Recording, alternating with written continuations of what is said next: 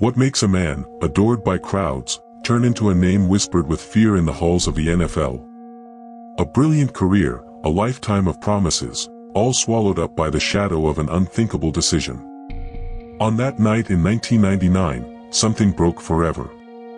The silence of the early hours was pierced by screams nobody wanted to hear. It wasn't just the future of an athlete at stake.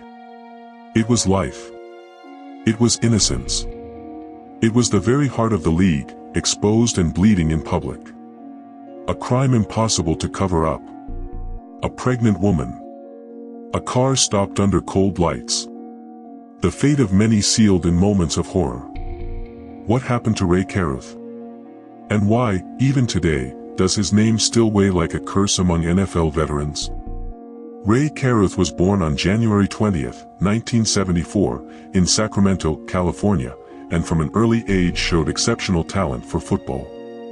At Valley High School, he already stood out for his speed and agility, qualities that earned him a scholarship to the University of Colorado. There, he shone as a wide receiver, being named to the Big 12 All-Conference team in 1996. His performance led to him being chosen in the first round of the 1997 draft by the Carolina Panthers, a rare and celebrated achievement. In Charlotte, he quickly became one of the most promising players on the roster, racking up yards and crucial touchdowns, with performances that made the fans believe in a future full of glory. Off the field, Rae was reserved, discreet, and for many, an example of overcoming adversity. He was seen as someone who had managed to rise above a difficult childhood by maintaining determination and focus in a high-level career. However, even amidst the brilliance on the field and the smiles for the cameras, there were wary glances and whispered stories. Teammates noticed his distance, a certain coldness that contrasted with the warmth of the spotlight. Among the praise and contracts, there was something about Rae Carruth that didn't quite fit, a hidden restlessness behind the talent and achievements. At the beginning of 1999, Rae began missing practices without explanation. The smiles that once appeared after a perfect catch were replaced by empty stares, as if something distant was consuming him from within. In the team's hallways, he barely responded to greetings, preferring to isolate himself in his locker, headphones on, ignoring the chatter around him.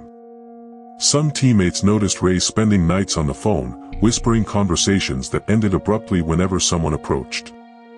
His mother said he had stopped calling, even on important dates. Strange messages, sometimes just an address or a broken sentence, began appearing on a close friend's cell phone. On the field, his movements remained precise but lacked any soul in each run. No one knew exactly what was happening, but everyone could feel it, something silent had changed. One night, Rae didn't come home. Why did he leave his favorite watch on the table, next to a key no one knew what door it belonged to? After the crime, Rae Carruth didn't disappear immediately. For a short time, he tried to act as if nothing had happened. He even posted cold, calculated messages about football or his routine, as if trying to convince the world, and maybe himself, that he was innocent. In public, he kept his gaze distant, avoided questions, always responded with empty phrases, dodging the subject. When finally confronted, he denied everything, insisted on disjointed versions, spoke of unlikely theories, blamed fate, others, anything not to face what he had done. He seemed to live in an almost delusional state of denial, his eyes always restless, his voice trembling. The room is immersed in silence, only the distant ticking of a clock underscores the passage of time. Rae sits on the edge of the bed, his gaze fixed on an undefined point on the wall. Inside his mind, everything throbs in disorder. The recent past repeats itself in fragments, his girlfriend's face, the muffled sound of the phone, the messages he himself wrote as if they came from someone else. A dull anger grows, mixed with fear and a sense of betrayal whose source he cannot identify. The world outside seems increasingly hostile, every shadow a threat, every noise a judgment. He tries to take a deep breath, but the air weighs heavy in his lungs, as if something invisible is pressing against his chest. Paranoia sets in, forcing him to look out the window, expecting to see police, journalists, someone demanding an explanation he cannot provide. He feels like screaming, but no sound comes out. The mirror reflects a stranger, someone who watches, judges, condemns. The line between what is real and what is thought dissolves. His head aches, his clenched fists tremble, and any attempt to remember who he once was gets lost in a tangle of guilt and denial. Nothing responds to his will anymore. Everything slips away, like sand between his fingers. He no longer controls his own thoughts, hands, or breath. All he can do is watch, powerless, as he sinks. The first news exploded in newspapers and on TV screens: Rae Carruth, that promising young Panther, now handcuffed, accused of something unthinkable. The headlines screamed, the networks showed repeated footage of Rae entering courtrooms, eyes downcast, while reporters searched for answers. For many fans, the disappointment was almost physical. Comments flooded forums and sports radio. "I can never root for this team again," said a fan, his voice choked on a morning show. On social media, the polarization was clear. Some defended Rae, claiming a lack of definitive proof or floating conspiracy theories. "Everyone just wants a scapegoat," wrote a follower in a viral post. Others were ruthless. "This man destroyed a family. He doesn't deserve another second in the NFL."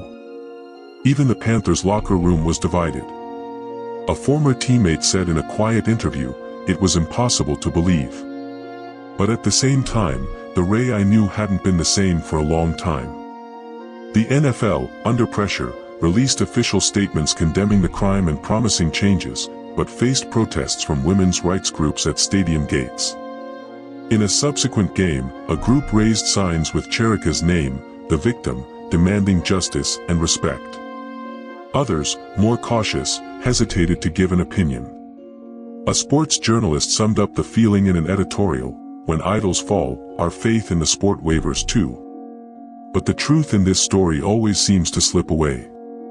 The Rae Carruth case became a symbol for discussions about violence, responsibility, and distorted heroism. Years later, one phrase still echoed, graffiti on a wall near the Panthers stadium: "When the promise dies, we all bleed a little." Time passed and, in prison, Rae became a shadow of who he once was. The final image is of a man sitting in a cold cell, staring at his distorted reflection in the glass, unable to recognize his own face. When the police knock on Rae Carruth's door that morning, the silence is heavier than any scream. Outside, cameras are already waiting, flashes cutting through the air. Rae, pale, can barely dress himself before being silently escorted to the squad car. The news interrupts regular programming, an arrest warrant is issued, and Rae Carruth's name appears in cold letters, linked to conspiracy to commit murder.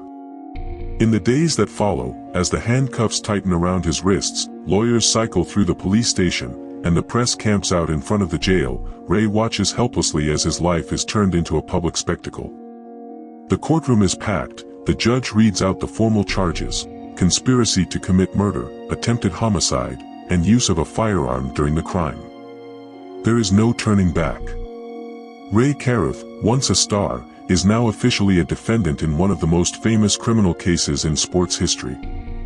When the accusations fell upon Rae Carruth, he did not rush to speak. Instead of emotional statements or attempts to explain the inexplicable, his reaction was marked by silence. No confession, no public outburst. Only the absence of answers. Journalists, fans, and even former teammates sought a word to clarify things, a sentence that would reveal any regret or justification, but nothing came. The court heard testimony, the press speculated, society judged, but Rae remained wrapped in an almost impenetrable stillness. Silence, at times, weighs more than any argument. It leaves room for doubts, for questions that echo unanswered. Was he truly guilty of everything they said? Or just another victim of circumstances that spun out of control? And what if, in the end, he is telling the truth? Even with piles of evidence, testimonies, dates and times, there always remained a shadow that no one could dispel. Among the files in the case, there was mention of a videotape from a security camera, but it was never presented to the jury. No one explained its disappearance. During the trial, while everyone expected a reaction, Rae maintained a fixed, empty stare, as if seeing something no one else could see, or as if waiting for an answer that never came. Among the evidence, there was also a letter, written by Rae and addressed to Rae. The police found the folded paper between the pages of a book in his house, never opened, never read. Its contents, perhaps, carried a different weight, another kind of truth. Still, even knowing every detail, something doesn't fit. What if we're looking at everything the wrong way? Imagine that behind Rae Carruth's silence hides a mind torn apart by fear and insecurity. In the first theory, everything begins with unbearable pressure, sudden fame, family expectations, the demands of a ruthless sport, and the unexpected arrival of a child. Rae, unable to cope with emotional conflict, is overtaken by paranoia. He sees no alternatives, only growing threats to his future. On sleepless nights, his anxiety turns small difficulties into uncontrollable monsters. Perhaps, in a moment of despair, he convinced himself that the only way to protect his career and reputation was to eliminate what he saw as a risk. There was no cold calculation, only panic. The crime, in this scenario, is the explosion of a cornered mind, not a diabolical plot, but the final act of someone drowning in psychological collapse. Now, consider a second version. What if Rae, in fact, was being manipulated from the start? Someone close to him, a friend, business partner, or even someone from his sports circle, saw an opportunity to gain money, power, or revenge. That person fed his fears, encouraging ever riskier decisions. Subtle suggestions, insinuating conversations, advice that seemed harmless but ultimately built a road with no return. When the crime happened, Rae was already so deeply involved and weakened that he could no longer distinguish his desires from the ideas planted by others. His reserved demeanor during the trial, his silence in the face of the accusations, would be signs of someone still under psychological control, perhaps out of fear, blackmail, or sheer mental confusion. The disappearance of the videotape and the unopened letter could be the result of a larger plot, engineered to protect the true mastermind behind the crime. Finally, picture a third hypothesis, that the investigation failed to reveal the full truth. The missing security tape and the unread letter suggest dangerous gaps. What if important evidence was neglected or even covered up? Perhaps institutional interests, whether those of the NFL, sponsors, or political figures connected to the sport, intervened quietly in the process. The need to protect the image of football at any cost could have distorted testimonies, influenced jurors, or led to an official narrative that conveniently placed the entire blame on Rae. In this version, he would be both victim and accused, crushed by gears much larger than his own life. Which of these versions seems closest to the truth to you? Behind the spotlights, there was a young man marked by dreams and the pressure to live up to the impossible.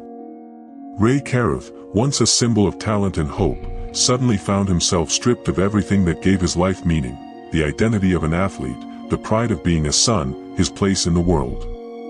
The weight of the fall cannot be measured just in court judgments or headlines.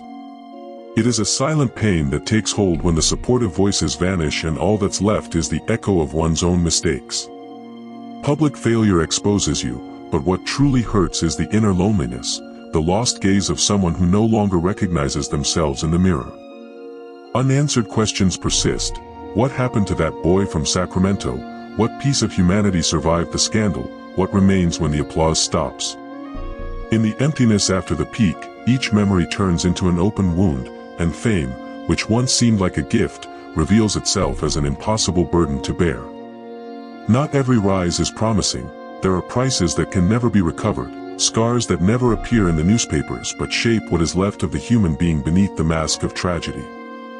The silence in Sandra Adams' house, the victim's mother, was broken only by memories. Every photograph on the table seemed like a fragment of a stolen future.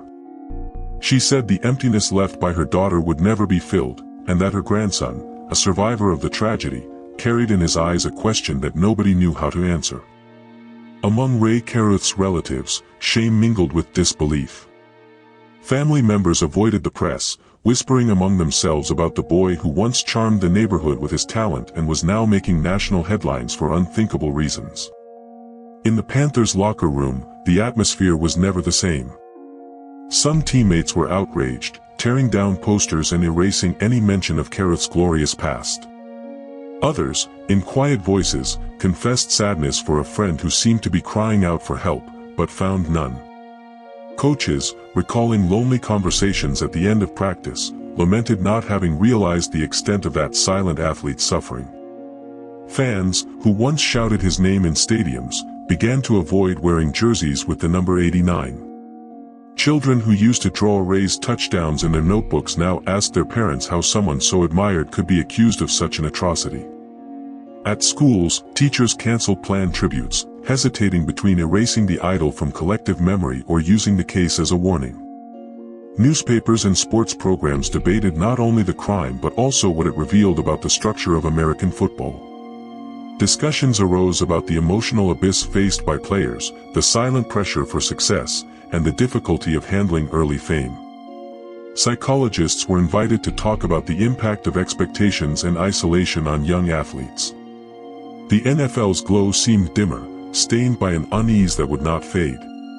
Some fans wrote letters expressing disappointment, anger, or unexpected compassion. Other responses were more contradictory, mixing mourning and nostalgia, as if a part of everyone had been taken away along with the game's innocence.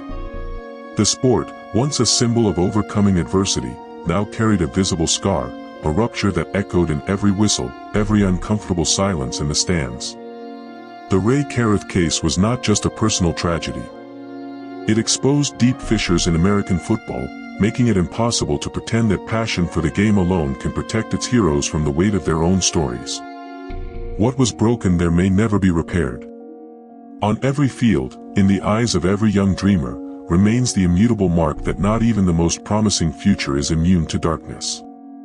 Nothing erases the fragments of hope left in the wake of this crime. The answers accumulate like shadows between the lines. What really happened that night? What was hidden in Rae Carruth's silences, in the averted glances, in the unspoken words? Friends, colleagues, family, everyone carries unanswered questions. With each testimony, with every new detail revealed, the feeling grows that there are missing pieces, that the truth slipped through their fingers, lost forever between promise and tragedy. Time passes, but the emptiness remains. The boy who survived bears on his body the mark of what will never be explained. Sandra Adams, in her struggle, seeks meaning where perhaps there is only absence. And in the halls of the NFL, discomfort still lingers. Who was Rae Carruth, really? The rising star? The unremorseful defendant? Or just someone swallowed by forces deeper than anyone can see from the outside? Sometimes, the strongest image is what was never shown, an empty locker room, a jersey hanging, a helmet forgotten in the dark. The silence there is as heavy as the doubt. Because some cases don't ask for justice. They ask that the truth never be forgotten. In the dark silence of the NFL's backstage, the name Rae Carruth echoes as an eternal warning, a rising talent, swallowed by his own shadow, capable of turning glory into a nightmare.